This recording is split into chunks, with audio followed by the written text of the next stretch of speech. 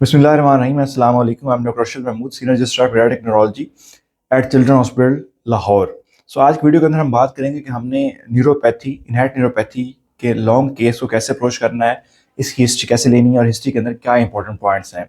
अगर आप पीडियाट्रिशियन हैं, पीडियाट्रिक मेडिसिन में इंटरेस्टेड हैं, तो हमारा YouTube channel doctor Arshad Mahmood child specialist आपके लिए काफ़ी हेल्पफुल साबित होगा। इसको देखने के लिए आप इसको प्ले लिस्ट की फॉर्म में देखें और अपने इंटरेस्ट की प्लेलिस्ट को चूज करें। वो आपके शॉर्ट केसेस हो सकते हैं, आपके लॉन्ग केसेस हो सकते हैं, आपकी हिस्ट्रीज हो सकती हैं, आपके टॉक स्टेशन हो सकते हैं, आपकी रेडियोलॉजी हो सकती है, ईईजी ईसीजी की वीडियोस हो सकती हैं, या स्पॉट डायग्नोसिस केस सीरीज हो सकती हैं। सो अपनी पसंद की प्लेलिस्ट को चूज करें और उसके मुताबिक अपनी वीडियोस देखेंगे तो आपको सर्च करना आपके लिए आसान होगा। दूसरों के साथ भी ये वीडियो जरूर शेयर करें। आई होप कि ये चैनल आपकी एग्जाम के लिए और प्रैक्टिकल आपकी जो पेशेंट के चेकअप और उनकी मैनेजमेंट के लिए हेल्पफुल साबित होगा। तो डेफिनेटली जब भी न्यूरोपैथी का पेशेंट आपके पास आएगा तो उसकी कंप्लेंट यही होगी कि बच्चे को चलने का मसला है, बच्चे का गेट अबनॉर्मल है, बच्चा चलते हुए उसको दुश्वारी होती है, चलते हुए बच्चा बार बार गिर जाता है, जिसको हम ट्रिपिंग ऑन द फीट कहते हैं। तो इन मसलों के साथ आपके पास आएगा। डेफिनेटली जब भी कोई बच्चा आपके पास आता है जिसको चलने का मसला होता है, तो मैं पहले भी बताता हूँ कि आपने दो तीन चीज़ें जरूर देखनी है। सबसे पहले तो ड्यूरेशन है, एक्यूट वैसे क्रोनिक। तो जो इनहेरिटेड न्यूरोपैथी का पेशेंट होता है वो क्रोनिक होगा, आपको उसकी लंबी हिस्ट्री होगी कि इसको 1 महीने से मसला हो रहा है, 2 महीने से मसला हो रहा है, 3 महीने से मसला हो रहा है, साल से मसला हो रहा है। तो एक तो ड्यूरेशन होगी। दूसरा, आपने इनडायरेक्टली उसको डिटेल, उसे कहना है डिटेल बताएं। तो अपने माइंड में होना चाहिए कि मैंने देखना है कि इसकी जो वीक चलने का मसला है, क्या वो टैक्सी की वजह से तो नहीं है, क्या वो मायापैथी की वजह से तो नहीं है, क्या उसके चलने का जो मसला है वो स्ट्रोक यानी सीवी की वजह से तो नहीं है। तो इन चीज़ों को आपने indirectly via asking the patient to tell the details आपने निकालना है। मोस्ट ऑफ द टाइम कोशिश करें कि डायरेक्ट क्वेश्चन ना पूछें।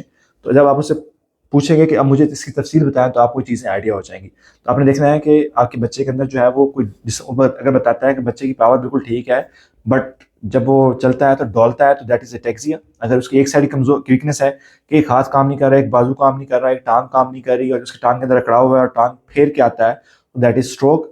ठीक है। अगर उसको बैठ के उठने का सिर्फ मसला हो रहा है तो दैट इज मायोपैथी या मस्कुलर डिस्ट्रॉफी। लेकिन अगर उसको चलने का मसला है और वो चलते हुए उसका पाँव उठा के चलता है और चलते हुए वो उसका पाँव मुड़ जाता है और गिर जाता है, तो दैट इज न्यूरोपैथी। ठीक है।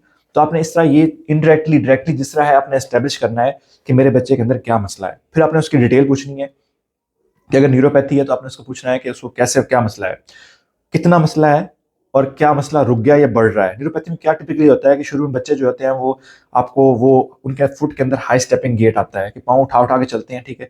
जूते उनके पाँव से बाहर निकल जाते हैं और जो है वो उनको उठने बैठने में कोई मसला नहीं होता। ठीक है। इवेंचुअली उनके पाँव के अंदर डिफॉर्मिटी आना शुरू हो जाती है, पैस पाँव छोटा होना शुरू हो जाता है, यानी पैस केवस आना शुरू हो जाती है। और उसके बाद जो है उनकी जो है वो डिस्टल एट्रोफी हो जाती है कि उनके मसल साइज डिस्टली कम होना शुरू हो जाता है। फिर कुछ टाइम के बाद मतलब विद इन ईयर्स जो है वो अपर लिम्ब इन्वॉल्व होना शुरू हो जाते हैं। अपर लिम्ब में भी उसके हैंड इन्वॉल्व होते हैं और हैंड के अंदर उनकी जो है वो ग्रिप कम हो जाती है, बटन अनबटन नहीं कर पाते, स्पून से खाना नहीं खा पाते, रोटी नहीं तोड़ पाते, बहुत जब डिजीज एडवांस होती है तो। और डेफिनेटली फिर उसके सिम्टम आ जाते हैं। तो ये मोटर सिम्टम्स हैं। तो इन चीज़ों को आपने पूछ लेना है। अपने प्रॉक्सिमल के क्वेश्चन कर लेने हैं कि चेयर से उठने में मसला तो नहीं होता, ब्रुश करने में मसला तो नहीं होता। ठीक है। और कॉम्बिंग करने में मसला तो नहीं होता, यानी प्रॉक्सिमल है जो है वो शोल्डर गिल्डल और पैलेर गिल्डल के क्वेश्चन आपने पूछ लेने हैं। उसके बाद आपने डायरनल वेरिएशन में पूछ लेना है कि उसकी जो है वेरिएशन तो नहीं है, तो डेफिनेटली आपने मैसीनिया इस तरह रूल आउट कर लेना है। फिर आपने उसके जो बाकी वीकनेस है, प्रॉक्सिमल वीकनेस के अलावा आपने नेक वीकनेस का पूछना है कि बच्चे की नेक ड्रॉप तो नहीं कर जाती, हेड ड्रॉप तो नहीं करता। अपने फेस का पूछ लेना है कि उसकी टॉसिस तो नहीं है, फेशियल वीकनेस तो नहीं है, स्पीच में मसला तो नहीं है, डिस्फेजिया तो नहीं है, निगलने में मसला तो नहीं है। तो इस तरह आपने सारी वीकनेस को एस्टेब्लिश कर लेना है। डेफिनेटली हमारी कुछ न्यूरोपैथीज जो होती हैं वो मल्टी सिस्टमिक होती हैं और ब्रेन को भी इन्वॉल्व कर लेती हैं, like mitochondrial disorder, like metabolic disorder.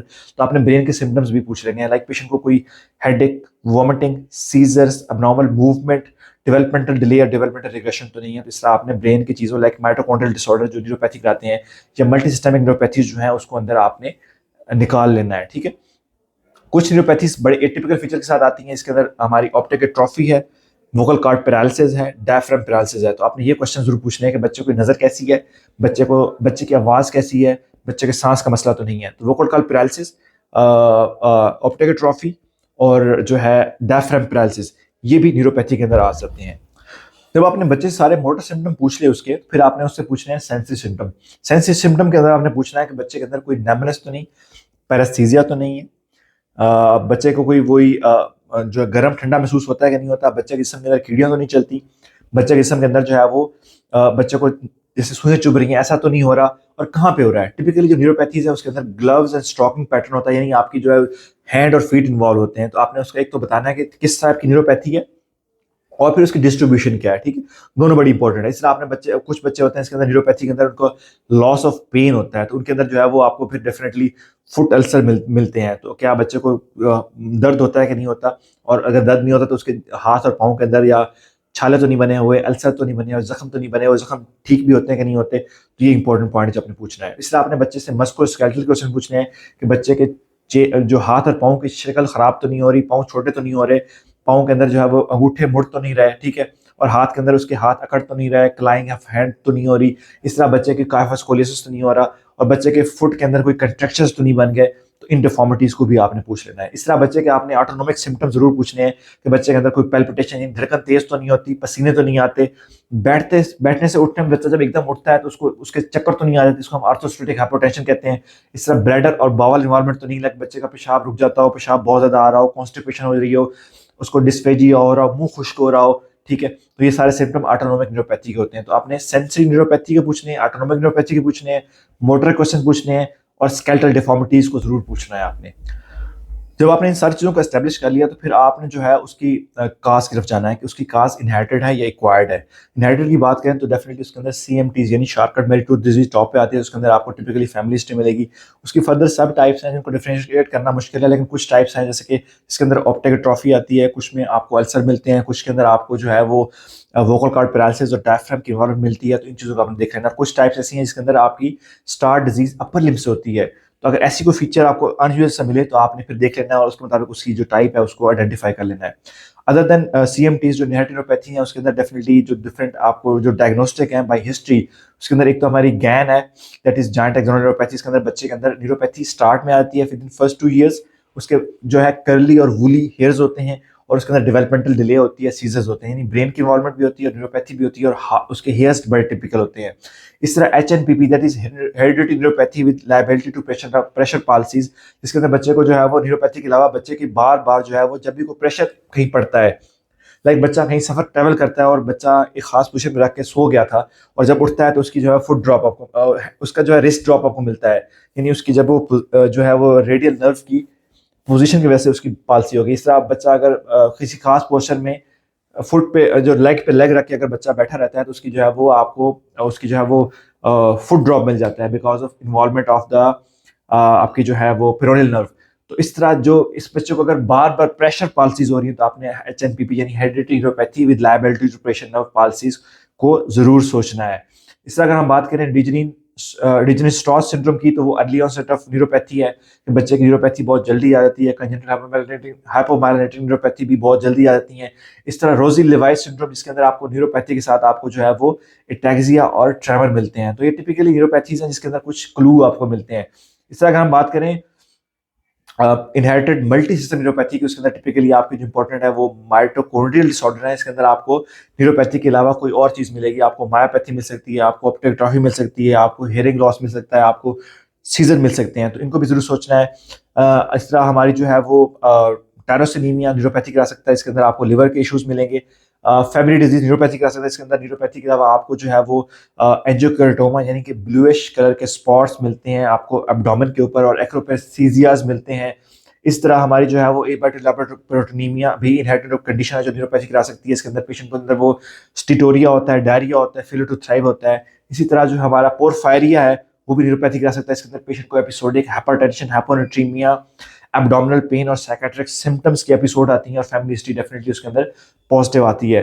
और इस तरह रेफसम डिजीज जिसके अंदर बच्चे को अंदर वो न्यूरोपैथी के अलावा बच्चे की जो है वो रेटिनाइटिस पिगमेंटोसा होता है, तो विजन लॉस होती है, उसकी स्किन के ऊपर आपको एक थायोसिस मिलती है, और बच्चे के अंदर हेयरिंग लॉस मिलता है। तो ये सारी भी इनहेरिटेड काजेज ऑफ न्यूरोपैथीज हैं जिसके आपने क्वेश्चंस पूछने हैं।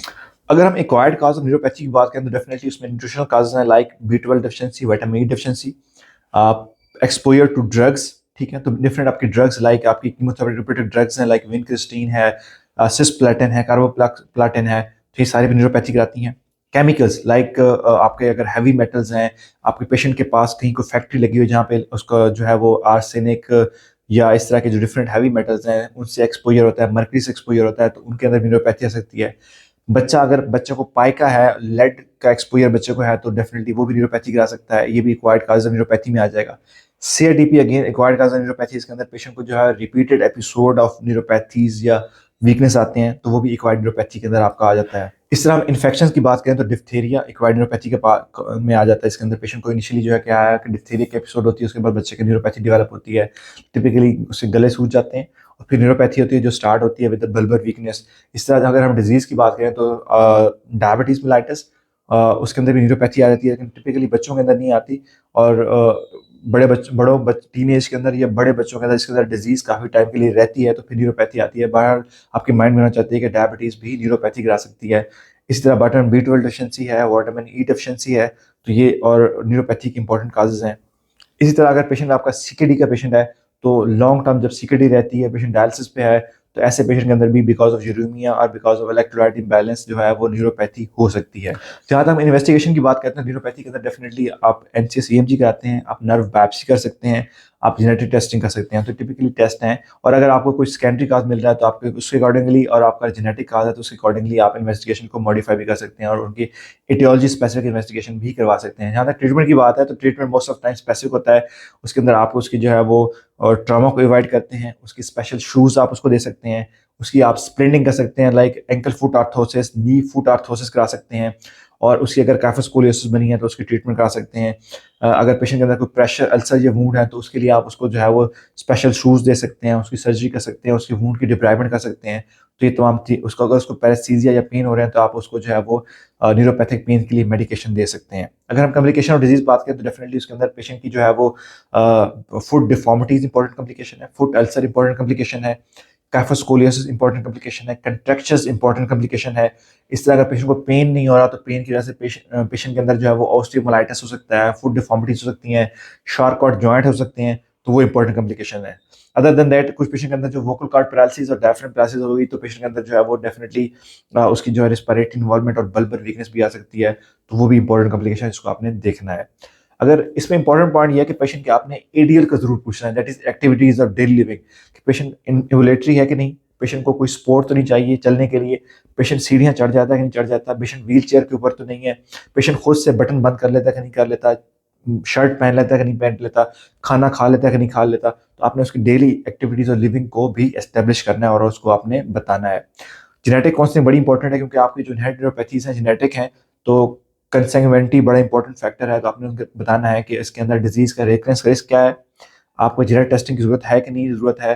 जेनेटिक अगर डिजीज पॉजिटिव आती है तो आपने नेक्स्ट बच्चे के लिए क्या करना है, प्री इम्प्लांटेशन जेनेटिक डायग्नोसिस क्या होता है, प्री नेटल टेस्टिंग क्या होती है, बच्चे के अंदर स्क्रीनिंग कैसे करानी है, कंफर्मेशन कैसे करानी है, और कैरियर टेस्टिंग कैसे करानी है, और जेनेटिक जीन थेरेपी अवेलेबल है कि नहीं है अवेलेबल, इसका आपको कंसेप्ट होना चाहिए, क्योंकि इस बेस पे आपके क्वेश्चन होते हैं और ये सारे पॉइंट्स हैं जो आपकी जेनेटिक काउंसलिंग का इंपॉर्टेंट कंसेप्ट है।